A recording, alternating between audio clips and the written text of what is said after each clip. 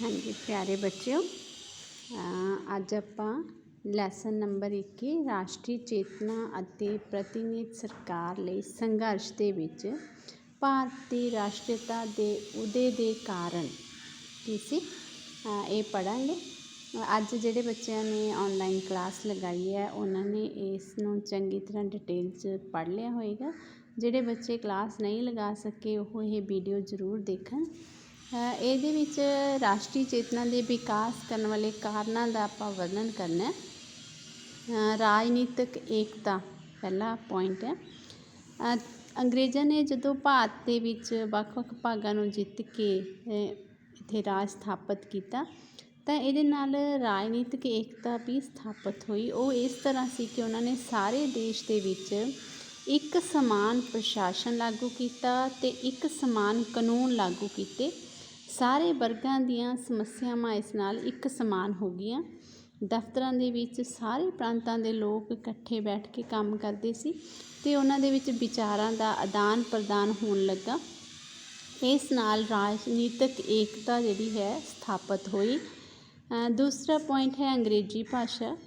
ਆਪਾਂ ਨੂੰ ਪਤਾ ਹੈ ਕਿ ਅੰਗਰੇਜ਼ਾਂ ਨੇ ਭਾਰਤ ਦੇ ਵਿੱਚ ਅੰਗਰੇਜ਼ੀ ਭਾਸ਼ਾ ਦਾ ਪ੍ਰਸਾਰ ਕੀਤਾ। ਜਦੋਂ ਅੰਗਰੇਜ਼ੀ ਭਾਸ਼ਾ ਦਾ ਪ੍ਰਸਾਰ ਹੋਇਆ ਤਾਂ ਉਹਦੇ ਨਾਲ ਭਿੰਨ ਭਿੰਨ ਭਾਸ਼ਾਵਾਂ ਨੂੰ ਜਿਹੜੇ ਬੋਲਣ ਵਾਲੇ ਲੋਕ ਸੀ ਉਹਨਾਂ ਨੂੰ ਇੱਕ ਭਾਸ਼ਾ ਮਿਲ ਗਈ, ਆਪਸੀ ਸੰਪਰਕ ਭਾਸ਼ਾ। ਇਹਦੇ ਨਾਲ ਇੱਕ ਦੂਜੇ ਦੇ ਨਾਲ ਉਹਨਾਂ ਨੇ ਬੈਠ ਕੇ ਆਪਣੀਆਂ ਸਮੱਸਿਆਵਾਂ ਦਾ, ਵਿਚਾਰਾਂ ਦਾ ਵਟਾਂਦਰਾ ਕੀਤਾ। ਇਹ ਵੀ ਰਾਜਨੀਤਿਕ ਏਕਤਾ ਪੈਦਾ ਕਰਨ ਦੇ ਲਈ ਇੱਕ ਕਾਰਨ ਬਣਿਆ। ਤੀਸਰਾ ਹੈ ਪੱਛਮੀ ਸਿੱਖਿਆ ਦਾ ਵਿਕਾਸ।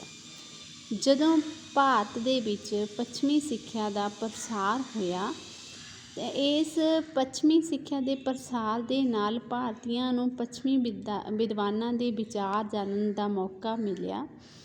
ਇਹਨਾਂ ਦਾਰਸ਼ਨਿਕਾਂ ਦੇ ਸੁਤੰਤਰਤਾ, ਸਮਾਨਤਾ, ਭਾਈਚਾਰੇ ਦੇ ਜਿਹੜੇ ਸਿਧਾਂਤ ਸੀ ਉਹਨਾਂ ਨੇ ਭਾਰਤੀਆਂ ਦੇ ਮਨਾਂ ਨੂੰ ਪ੍ਰਭਾਵਿਤ ਕੀਤਾ। ਇਸ ਦੇ ਨਾਲ ਭਾਰਤੀਆਂ ਵਿੱਚ ਰਾਸ਼ਟਰੀਅਤਾ ਦੀ ਭਾਵਨਾ ਭਰ ਗਈ। ਅਗਲਾ ਪੁਆਇੰਟ ਹੈ ਆਵਾਜਾਈ ਅਤੇ ਸੰਚਾਰ ਦੇ ਆਧੁਨਿਕ ਸਾਧਨਾਂ ਦਾ ਵਿਕਾਸ। ਅੰਗਰੇਜ਼ਾਂ ਨੇ ਆਪਣੇ ਸਾਮਰਾਜਵਾਦੀ ਅਤੇ ਆਰਥਿਕ ਹਿੱਤਾਂ ਦੇ ਲਈ ਆਵਾਜਾਈ ਅਤੇ ਸੰਚਾਰ ਦੇ ਨਵੇਂ ਸਾਧਨ ਵਿਕਸਿਤ ਕੀਤੇ। ਦੇਸ਼ ਭਰ ਵਿੱਚ ਉਹਨਾਂ ਨੇ ਸੜਕਾਂ ਦਾ ਜਾਲ ਵਿਛਾ ਦਿੱਤਾ। ਰੇਲਾਂ ਅਤੇ ਤਾਰ ਵਿਵਸਥਾ ਨੇ ਲੋਕਾਂ ਨੂੰ ਇੱਕ ਦੂਜੇ ਦੇ ਨੇੜੇ ਲੈ ਆਂਦਾ। ਇਸ ਦੇ ਨਾਲ ਮਤਲਬ ਇੱਕ ਇਲਾਕੇ ਦੇ ਲੋਕ ਦੂਜੇ ਇਲਾਕੇ ਦੇ ਲੋਕਾਂ ਦੇ ਨਾਲ ਘੁਲਦੇ ਮਿਲਦੇ ਸੀ, ਉਹਨਾਂ 'ਚ ਵਿਚਾਰ ਵਟਾਂਦਰਾ ਹੁੰਦਾ ਸੀ। ਇਸ ਦੇ ਨਾਲ ਵੀ ਰਾਸ਼ਟਰੀਅਤਾ ਦੀ ਭਾਵਨਾ ਪੈਦਾ ਹੋਈ। ਅਗਲਾ ਪੁਆਇੰਟ ਹੈ ਭਾਰਤੀਆਂ ਦੇ ਪ੍ਰਤੀ ਅੰਗਰੇਜ਼ਾਂ ਦੀ ਭੇਦਭਾਵ ਦੀ ਨੀਤੀ। ਆਪਾਂ ਨੂੰ ਪਤਾ ਹੈ ਕਿ ਅੰਗਰੇਜ਼ਾਂ ਨੇ ਭਾਰਤੀਆਂ ਦੇ ਨਾਲ ਹਮੇਸ਼ਾ ਹੀ ਭੇਦਭਾਵ ਦੀ ਨੀਤੀ ਨੂੰ ਅਪਣਾਇਆ। ਭਾਵੇਂ ਮਹਾਰਾਣੀ ਵਿਕਟੋਰੀਆ ਨੇ ਸਪਸ਼ਟ ਘੋਸ਼ਣਾ ਕੀਤੀ ਸੀ ਕਿ ਭਾਰਤੀਆਂ ਦੇ ਨਾਲ ਜਾਤੀ, ਧਰਮ, ਰੰਗ ਦੇ ਆਧਾਰ 'ਤੇ ਕੋਈ ਭੇਦਭਾਵ ਨਹੀਂ ਹੋਊਗਾ, ਪਰ ਅਜਿਹਾ ਨਹੀਂ ਹੋਇਆ। ਜਦੋਂ ਉੱਚੇ ਅਹੁਦਿਆਂ 'ਤੇ ਨਿਯੁਕਤੀ ਦੀ ਗੱਲ ਆਉਂਦੀ ਸੀ ਤਾਂ ਉੱਤੇ ਅੰਗਰੇਜ਼ਾਂ ਨੂੰ ਹੀ ਲਗਾਇਆ ਜਾਂਦਾ ਸੀ। ਭਾਰਤੀਆਂ ਨੂੰ ਉੱਚੇ ਅਹੁਦਿਆਂ ਤੋਂ ਵਾਂਝਾ ਰੱਖਿਆ ਜਾਂਦਾ ਸੀ ਅਤੇ ਇਸ ਦੇ ਨਾਲ ਲੋਕਾਂ ਦੇ ਵਿੱਚ ਰੋਸ ਦੀ ਭਾਵਨਾ ਪੈਦਾ ਹੋ ਗਈ। ਇਸ ਦੇ ਕਾਰਨ ਉਹਨਾਂ ਨੇ ਸਮਝਿਆ ਕਿ ਇਹ ਗੁਲਾਮੀ ਹੈ, ਜਿਸ ਦੇ ਕਾਰਨ ਸਾਡੇ ਨਾਲ ਇਹ ਅਨਿਆਂਪੂਰਨ ਜਿਹੜਾ ਵਿਵਹਾਰ ਹੋ ਰਿਹਾ ਹੈ। ਅਤੇ ਅਗਲਾ ਪੁਆਇੰਟ ਹੈ ਸਮਾਚਾਰ ਪੱਤਰਾਂ ਅਤੇ ਸਾਹਿਤ ਦਾ ਯੋਗਦਾਨ। ਉਸ ਸਮੇਂ ਦੇ ਜਿਹੜੇ ਅੰਗਰੇਜ਼ੀ ਜਾਂ ਹਿੰਦੀ ਜਾਂ ਦੂਜੀਆਂ ਭਾਸ਼ਾਵਾਂ ਦੇ ਜਿਹੜੇ ਸਮਾਚਾਰ ਪੱਤਰ ਸੀ, ਜਿਵੇਂ ਹਿੰਦੂ, ਕੇਸਰੀ, ਟ੍ਰਿਬਿਊਨ, ਅੰਮ੍ਰਿਤ ਬਾਜ਼ਾਰ ਪੱਤਰਿਕਾ, ਇਸ ਤੋਂ ਇਲਾਵਾ ਸਾਹਿਤ, ਇਹਨਾਂ ਸਾਰੀਆਂ ਚੀਜ਼ਾਂ ਨੇ ਵੀ ਲੋਕਾਂ ਦੇ ਵਿੱਚ ਰਾਸ਼ਟਰੀਅਤਾ ਦੀ ਭਾਵਨਾ ਨੂੰ ਜਾਗਰਤ ਕੀਤਾ।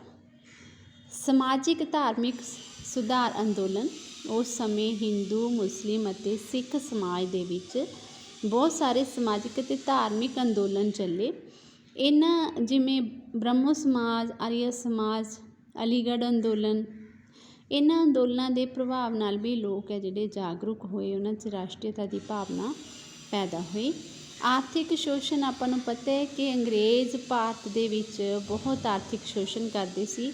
ਉਹਨਾਂ ਨੇ ਇਸ ਨੂੰ ਇੱਕ ਵਪਾਰਕ ਮੰਡੀ ਦੇ ਤੌਰ 'ਤੇ ਵਿਕਸਿਤ ਕੀਤਾ ਸੀ। ਉਹਨਾਂ ਨੇ ਆਪਣੇ ਵੱਡੇ ਉਦਯੋਗਾਂ ਦੇ ਜਿਹੜਾ ਸਮਾਨ ਸੀ ਉਹਨਾਂ ਨੂੰ ਵੇਚਣ ਦੇ ਲਈ ਭਾਰਤ ਨੂੰ ਇੱਕ ਮੰਡੀ ਬਣਾਇਆ ਹੋਇਆ ਸੀ ਅਤੇ ਇਸ ਨਾਲ ਕੀ ਹੋਇਆ, ਭਾਰਤ ਦੇ ਜਿਹੜੇ ਛੋਟੇ ਉਦਯੋਗ ਸੀ ਉਹ ਲਗਭਗ ਨਸ਼ਟ ਹੋ ਗਏ। ਇਸ ਕਰਕੇ ਲੋਕਾਂ ਦੇ ਵਿੱਚ ਅੰਗਰੇਜ਼ਾਂ ਪ੍ਰਤੀ ਮਤਲਬ ਭਾਵਨਾ ਜਿਹੜੀ ਹੈ ਉਹ ਦਿਨੋਂ ਦਿਨ ਕਮਜ਼ੋਰ ਹੁੰਦੀ ਗਈ ਅਤੇ ਉਹ ਇਸ ਨੂੰ ਅੰਗਰੇਜ਼ ਸਰਕਾਰ ਨੂੰ ਆਪਣੇ ਹਿੱਤਾਂ ਦੇ ਵਿਰੁੱਧ ਸਮਝਣ ਲੱਗ ਪਏ। ਇਸ ਕਰਕੇ ਰਾਸ਼ਟਰੀਅਤਾ ਦੀ ਭਾਵਨਾ ਦਾ ਵਿਕਾਸ ਹੋਇਆ। ਇਸ ਤੋਂ ਇਲਾਵਾ ਬੇਰੁਜ਼ਗਾਰੀ ਦੀ ਵੱਧਦੀ ਹੋਈ ਸਮੱਸਿਆ ਵੀ ਬਹੁਤ ਵੱਡਾ ਕਾਰਨ ਬਣੀ। ਭਾਰਤ ਦੇ ਵਿੱਚ ਪੱਛਮੀ ਸਿੱਖਿਆ ਪ੍ਰਣਾਲੀ ਨੂੰ ਅਪਣਾਇਆ ਗਿਆ, ਪਰ ਉਹਨਾਂ ਨੂੰ ਸਰਕਾਰੀ ਨੌਕਰੀਆਂ ਤੋਂ ਵਾਂਝਾ ਰੱਖਿਆ ਗਿਆ। ਇਸ ਤੋਂ ਇਲਾਵਾ ਅੰਗਰੇਜ਼ਾਂ ਦੀ ਜਿਹੜੀ ਉਦਯੋਗਿਕ ਨੀਤੀ ਸੀ ਜਾਂ ਵਪਾਰਕ ਨੀਤੀ ਸੀ, ਉਹਦੇ ਕਾਰਨ ਘਰੇਲੂ ਉਦਯੋਗ ਬਿਲਕੁਲ ਬੰਦ ਹੋ ਗਏ। ਲਗਾਨ ਵਿਵਸਥਾ ਜਿਹੜੀ ਅੰਗਰੇਜ਼ਾਂ ਨੇ ਲਾਗੂ ਕੀਤੀ, ਉਹਦੇ ਨਾਲ ਵੀ ਬਹੁਤ ਸਾਰੇ ਕਿਸਾਨ ਹੈ ਜਿਹੜੇ ਭੁੱਖੇ ਮਰਨ ਲੱਗ ਪਏ। ਇਸ ਤਰ੍ਹਾਂ ਬੇਰੁਜ਼ਗਾਰੀ ਦੀ ਜਿਹੜੀ ਵੱਧਦੀ ਹੋਈ ਸਮੱਸਿਆ ਸੀ, ਉਹ ਵੀ ਰਾਸ਼ਟਰੀਅਤਾ ਦੀ ਭਾਵਨਾ ਨੂੰ ਪੈਦਾ ਕਰਨ ਦੇ ਲਈ ਇੱਕ ਕਾਰਨ ਬਣੀ। ਤੁਸੀਂ ਸਾਰਿਆਂ ਨੇ ਬੇਟਾ ਇਹ ਮੇਨ ਪੁਆਇੰਟਸ ਜਿਹੜੇ ਮੈਂ ਡਿਸਕਸ ਕੀਤੇ ਹੈ, ਇਹ ਸਾਰੇ ਕਾਪੀ 'ਤੇ ਨੋਟ ਵੀ ਕਰਨੇ ਆ ਅਤੇ ਯਾਦ ਵੀ ਕਰਨੇ। Thank you.